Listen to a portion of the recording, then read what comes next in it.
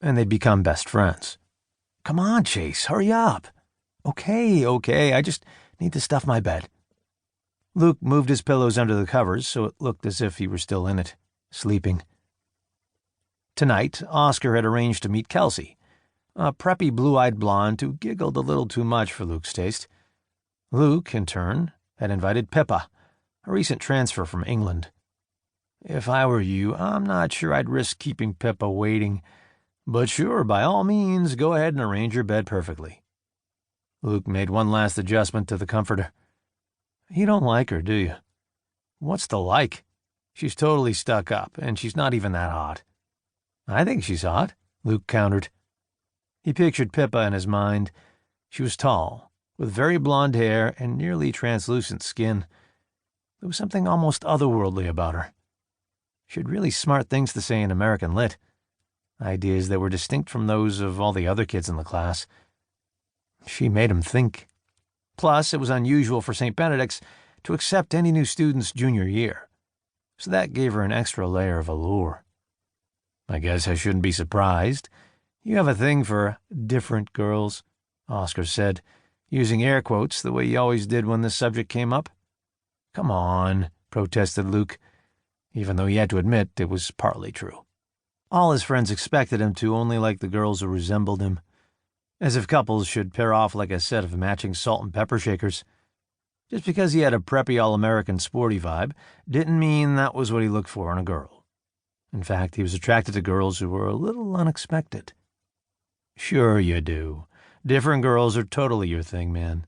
This girl's got a posh accent, and no one really knows anything about her. She's a mystery, and you love that stuff." Oscar snapped his fingers. "Hey, you know what?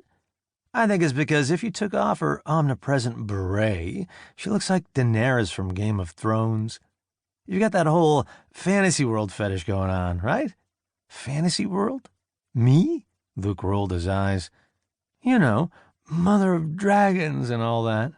Oscar thrust out his chest and clasped his hands in front of himself like a princess.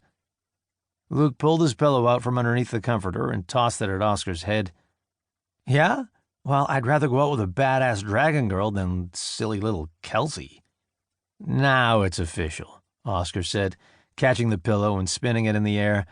"You are actually trying to make us late, aren't you?" Luke held out his hand for the pillow, and Oscar threw it back. Luke finished with the bed and stepped back to look at it critically.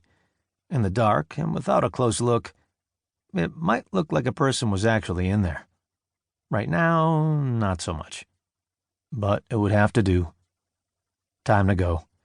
Luke opened the window and reached for the thickest tree branch. It shook a bit, weakened by his weight, but it was secure. Luke had spent most of his summers climbing trees at his grandparents' farm in Virginia, and nowadays he spent a few Sundays every month camping and climbing in the nearby Berkshire Mountains with his club. Always pushing himself, he had taken a month-long outdoors course at the Appalachian Trail Conservancy last summer to pick up new skills. He didn't have a choice. He had to push himself. Those skills were way more than just a hobby. They'd actually saved his life 3 years ago. He laughed to himself. It was sort of funny to think of where he was now, using some of those life-saving skills to sneak out to meet a girl.